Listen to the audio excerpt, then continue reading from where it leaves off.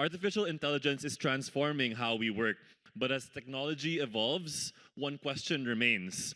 How do we ensure inclusion evolves with it? Please welcome our panel, 20 Years In, Lessons from the Inside, moderated by Jorge Lukowski, alongside Miguel, Castro, Luis Díaz, and Carla Ruiz.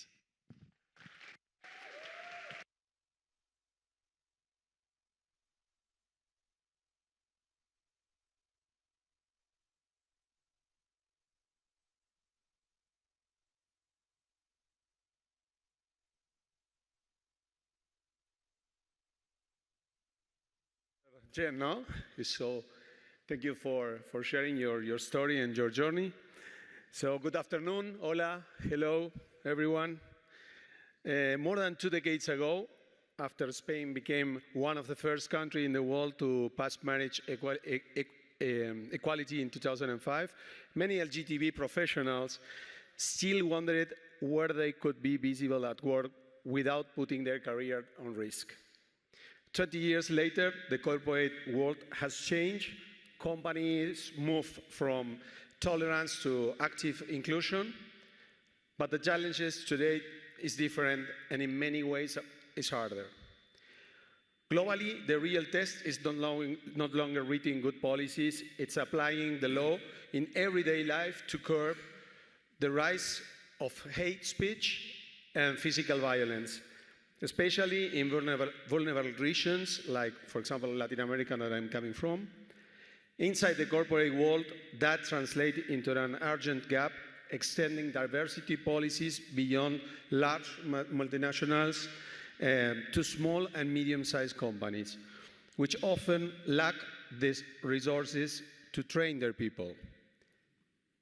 And it means securing genuinely effective inclusion for trans people, dismantling the unconscious bias in hiring, in eradicating the subtle LGBT phobia that still keeps workplaces from being a truly safe and equitable place. And there is a new factor that we are going to talk today, a factor running underneath of all of this, and this is artificial intelligence that is transforming how we are recruiting, develop, evaluating, and manage talent. At the very moment when in an increasingly polarized context, many organizations are revisiting their DEI commitments under economic, regulatory, and also cultural pressure. For 20 years, we worked to reduce human bias.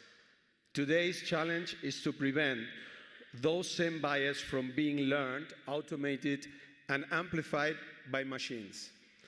So now we are starting with this great panel with Miguel, Luis, and Carla. I will join them, and we are going to talk about this. What? Here, thank you. You can also speak.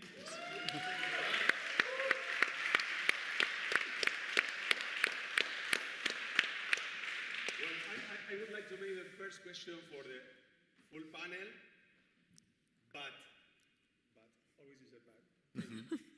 Miguel, if we go back in the days, 20 years ago, now we are 20 years ago. How was it this day, 20 years ago? It was in a different location, because I has also changed places, so it was in the place of Maria Molina. I remember that back then, when it came to the corporate sector, the topic of inclusion of the LGBTIQ+ community wasn't quite common. It was something that Spain had already passed marriage equality, had this type of legislation, but when it comes to companies, it wasn't a topic that people would normally be addressing.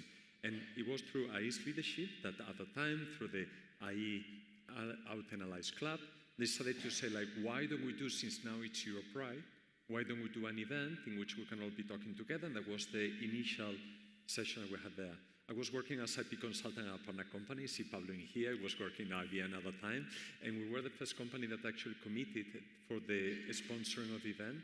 It was interesting to see that there were companies who are saying okay, sure, we'd like to sponsor, but we don't want anybody from the Spanish organization to go there and speak, because this is something that we do globally, but in Spain we don't believe it matters. Or people who are actually coming to the conference saying, I'd rather go in the last part, which is after hours for work, because I don't want to be explaining at my company that I'm going to this type of conference, because that would be outing myself. You know, if we think of nowadays as like a sponsor not wanting to be named or not having a speakers could be like, are you kidding me? And people actually look for this type of conference to come and participate, you know. But at the time it was difficult. It was even the taking pictures. There was a section where pictures were taken because some people didn't even want to show. Say, I don't want to be taken in any pictures in this type of event because I don't know what consequences would have for me. It was interesting just to see how this evolved later on, because what is nowadays REDI came in many cases through people who were partnering with the IE over time. IE was one of the first organizations as founding members of REDI as well. And when it came to many that funded REDI at the beginning, were coming originally from this event. Not everyone, but many people started seeing what it meant talking about LGBT inclusion in the corporate environment precisely in this type of conference, for which I think we're all going to be always very grateful to IE.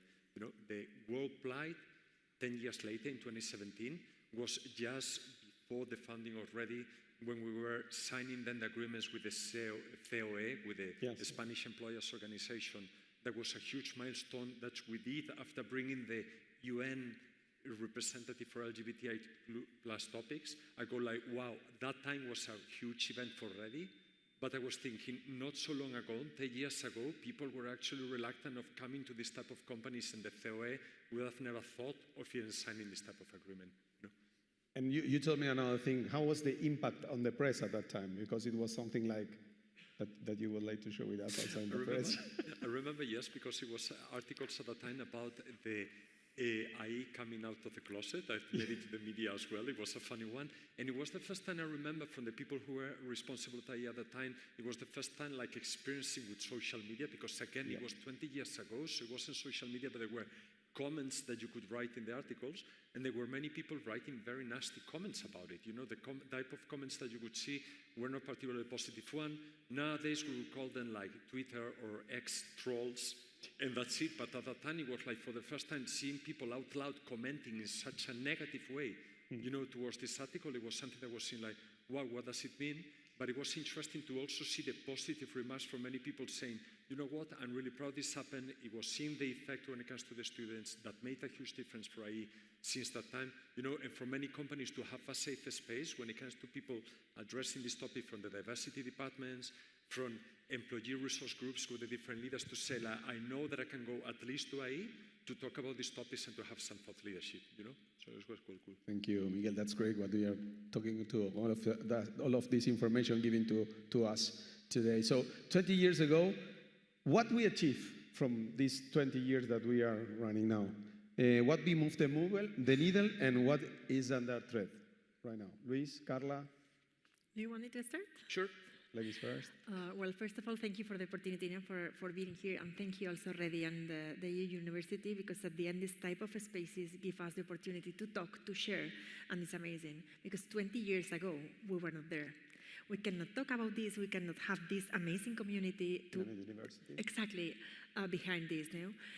So first of all, this has changed a lot, and this has been a great path that we should continue and move on, increasing and also sharing experiences. Not all the companies, not all universities, not all organizations, we are in the same step now. So we need to continue moving on, because probably 20 years ago, we were open to dialogue, open to listen, open to move on, but we were not doing anything.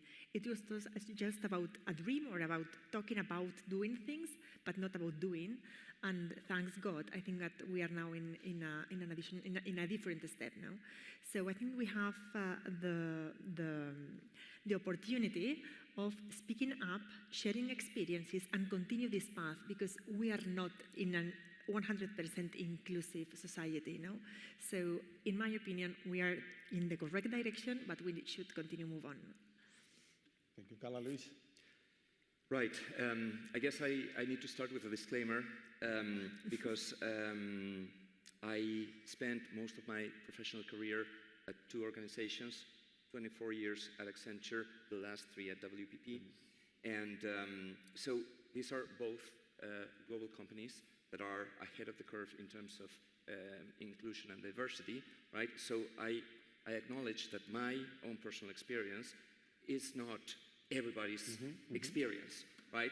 So I remember when I first joined Accenture back in 1999, that something happened that totally blew my mind, right? During onboarding, when they were discussing the core values, and we got to respect for the individual, the respect for people with a different sexual orientation was explicitly mentioned there, right? And I thought that was amazing, right? I didn't expect that. It totally blew my mind. Looking back, right, there was a culture of don't ask, don't tell, right? But at the time, it felt really progressive, right? From there, things started to move really, really slowly, from conforming the first LGBT groups within the company who had to meet quietly outside of our office for fear that someone may associate us with that, to actually having proper LGBT employee representation, to having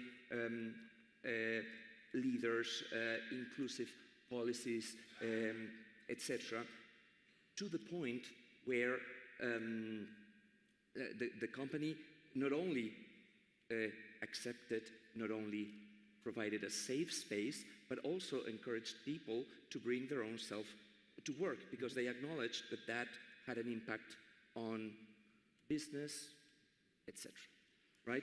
So that's one aspect of the whole thing, and it's a happy journey, to be honest. This all happened over slightly over a decade, which in corporate time is breakneck speed, basically. There's that, and that's super positive. Then there's the other thing, right?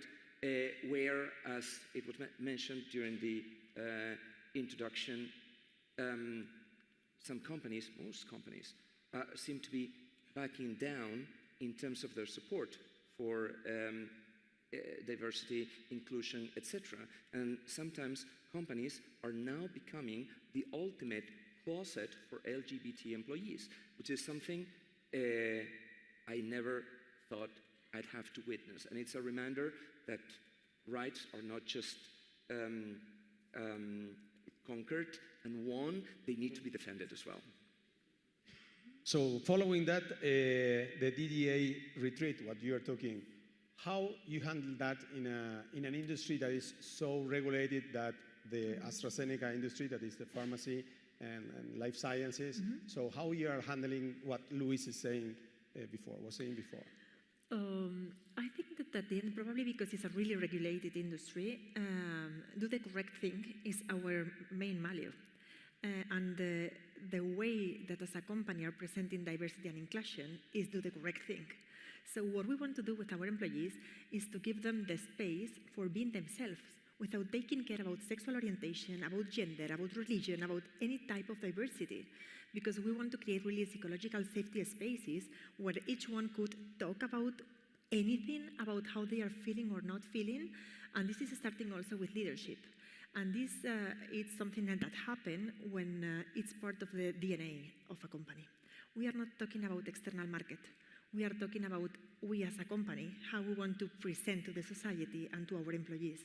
And this is when things happen and when things really are different than other cultures, that is not just about talking or to appear in papers, it's about being, no? So I'm really proud of all the colleagues that we have in AstraZeneca that are collaborating in different groups, making the difference and giving a space to everybody to speak up and feel comfortable, because at the end, as much as diverse is a company, in our opinion, is more competitive, more sustainable, and more innovative at the end. So the results are going to be even better. No? So I'm really proud about the approach, and it's about taking care of ourselves and not trying to look outside. Okay, and talking about AI, now we can go to this point. Let me ground this with a number of the World Economic Forum. By 2025, around 88% of the companies were already incorporating AI into talent or HR processes. So it's not longer hypothetical. It's here. No, it's happening. It's inside of our organizations right now. So, Luis, at the WPP, how you are achieving, or how you are also preventing what it could happen if we use in a bad way the AI, or if there is the bias are present on the language models or so. How you are handling that? How you are preventing that? Right. First of all, WPP is a company that operates in one of the industries that are most disrupted by AI, right? Everything that we do, except for creativity, ingenuity, right, is augmented by AI. Ideation, the way we produce campaigns, everything, right? So it's changing the business, and it's led us to thinking that we also needed to change the way we manage talent, right? By also making our talent processes AI enabled.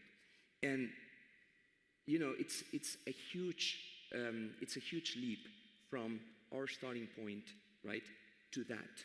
And we acknowledge that. It needs to be a journey for everyone, including all of us within AI.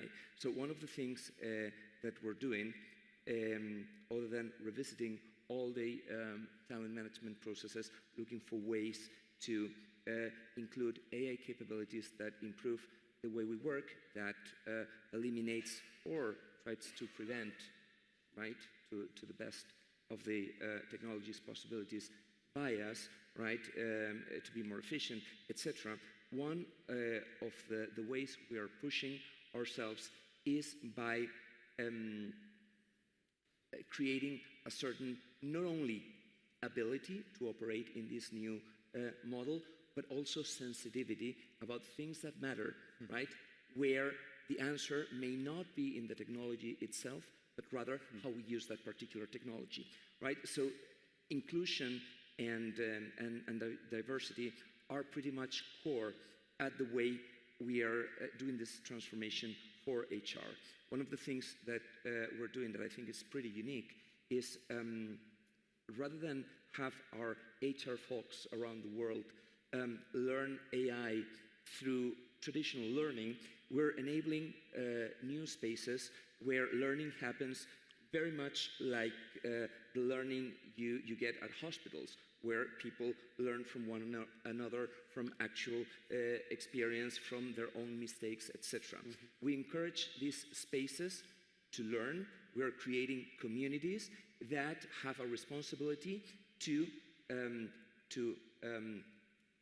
be upskilled, right, and help upskill others, right? And in those particular spaces, we have something that's very, very interesting. We have our diversity and inclusion team hack all of these training events, right? So basically, they take over the conversation to invite people to think about the inclusion and diversity aspect of the things we're doing, posing uncomfortable questions around how do we keep information safe, particularly that refers to sensitive matters like identity, for example.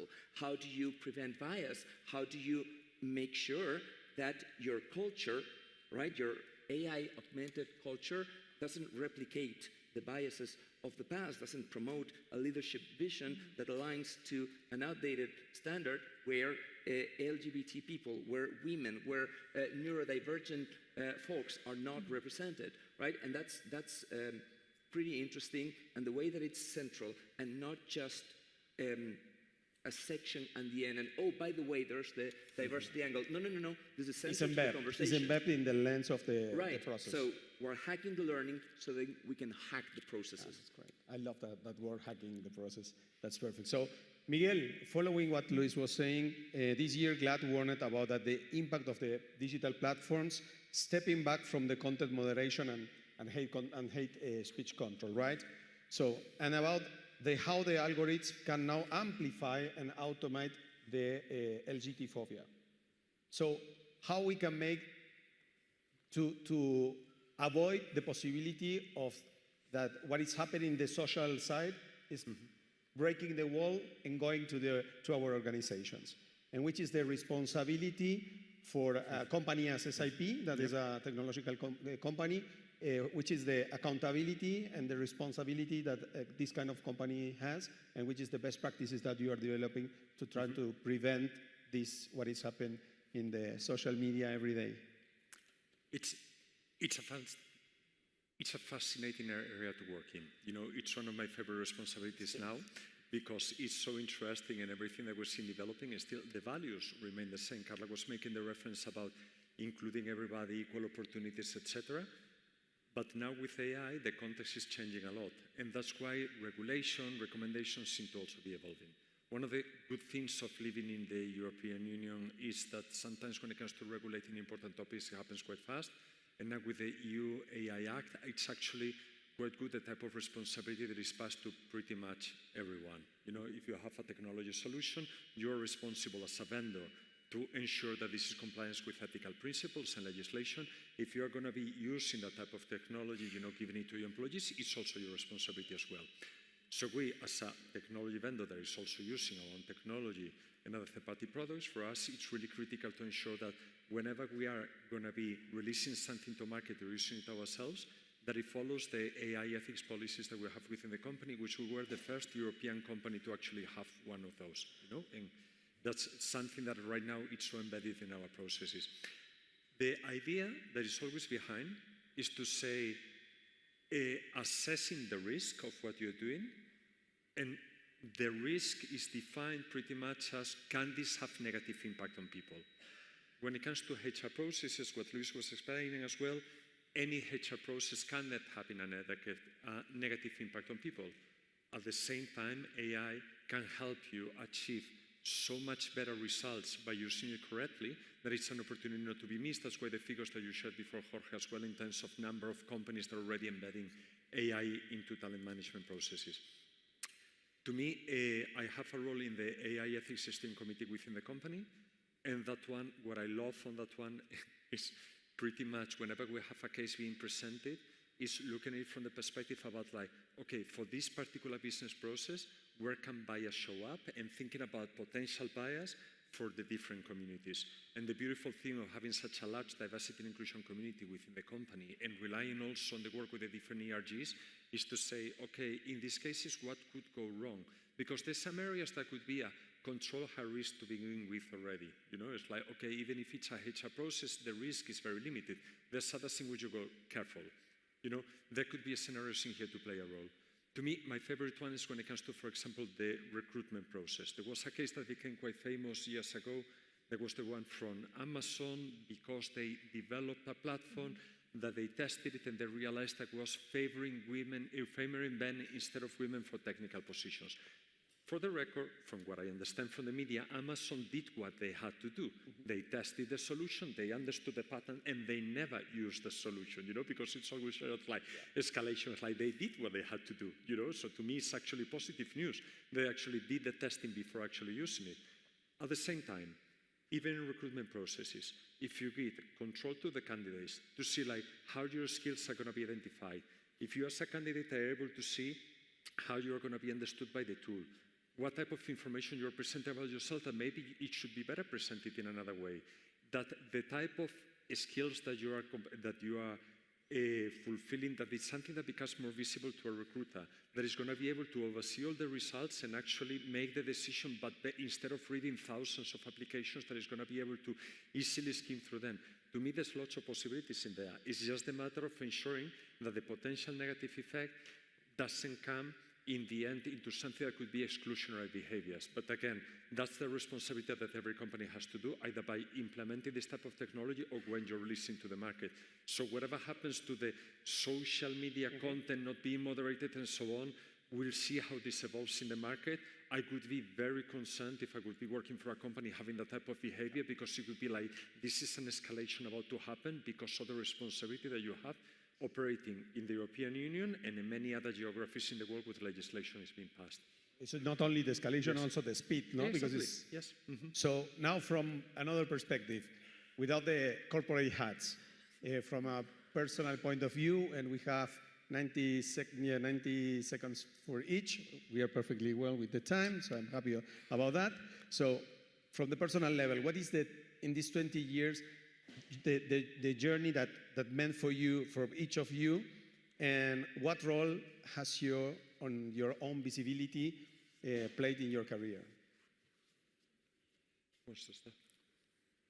Okay. Luis. Okay, right. This was a thing that it was because we are the oldest, said Oscar when we preparating that. And so because we are the oldest today here, we need to exchange our own experience. Let's say the most experienced. Yes, Yeah, true. it seems to be like that. Right.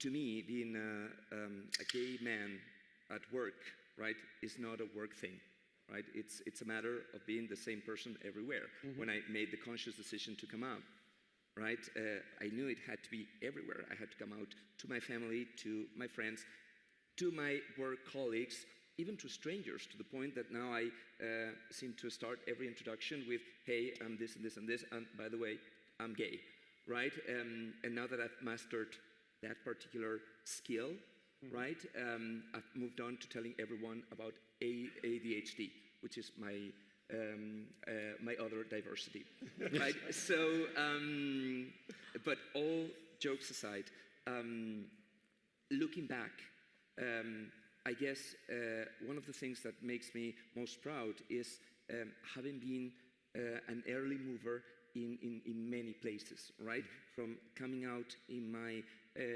very tiny village, my hometown in rural Asturias back in the day, to coming out at work when nobody else did, to conforming the first LGBT group, to be officially visible, etc. All of those things, right, give me a certain sense of pride, as an early adopter, right? I'm even an early adopter of Grindr. It's rather than to be old. It's early adopter. I like it more. It's like Oscar, early adopter. And I guess the other thing that that's very, very powerful to me is when someone comes up to you to say, hey, I saw you there, I saw you do that or say that, right? And it really moved me, it made a difference, it inspired me to come out, to speak up, to stand up for myself. And even though that happened only a few times, that's extremely powerful. That's super powerful, and I'm very proud of that. Thank you, Luis. So today we have seen an example. For example, the EA University president leading by example about talking about diversity, about LGBTIQ+, no? Talking about integrated people. This is leading by example. We have also listened Jen, that is still there, talking about find your voice. It's hard, you need courage for finding your voice, but this is a key message that we want to continue. So if you ask me, Carla, in your professional role, what is your ambition, is that all our employees find their own voice and feel comfortable of being themselves. If you ask me, Carla, from your personal perspective, what do you want to see in the next 20 years? I would like to say, hope everybody could be themselves, could trust their own talent, and never, never, never change what they are in order to fit in one organization, in one environment, in one group. Because then, probably we don't need to talk about diversity and inclusion anymore, because inclusion is going to be a reality that we are not there yet. Thank you. In my case, when it comes to thinking, because the engagement on LGBT topics were before even I started working full-time in diversity and inclusion, which has been 10 years now, and all the time with REDI and so on in parallel, when I think of the early days when I was at the closet and so on, and I came relatively soon, but it was something that I perceived as a risk as well. Now if I think backwards, it's like everything that I get from being openly gay in a workplace has pretty much legitimized the fact of experiencing things in a different way, knowing that your perception is going to be likely different than other people, and that's by the end of the day, the diversity of thought, the diversity of thinking that you are going to be bringing the most into the different environments. It's also something that feels you much more comfortable to challenge the group think, because you know that by default you might not be agreeing with everybody. And also at the same time, what I felt is that just having this type of being a member of an underrepresented community, it's something that when it comes to developing your own inclusive leadership skills, helps you put yourself into the fit in the other people. Now, for example, I'm working in topics that relate much more with accessibility, inclusion of people with disabilities. I spent several years working on topics much more focused on racial inclusion and so on, which in that sense, I'm part of the majority. I'm white Southern European. And in that sense, to me, part of the majority group, but when it comes to my own experience about being in the underrepresented community has helped me understand the other ones, which also gives you the skills to get into leadership roles, bringing everybody along with you. So that's something I would always recommend. That's great. Thank you very much. Well, we are just with 43 seconds, so we are great. Please applause because we did it very well. And perhaps the most important question that we take home today is not what artificial intelligence can do for us, but what values we want it to learn from us, no? So thank you very much, and thank you for these three great people. Gracias. Gracias, querido. Carla. Lo entregamos en horario, mira.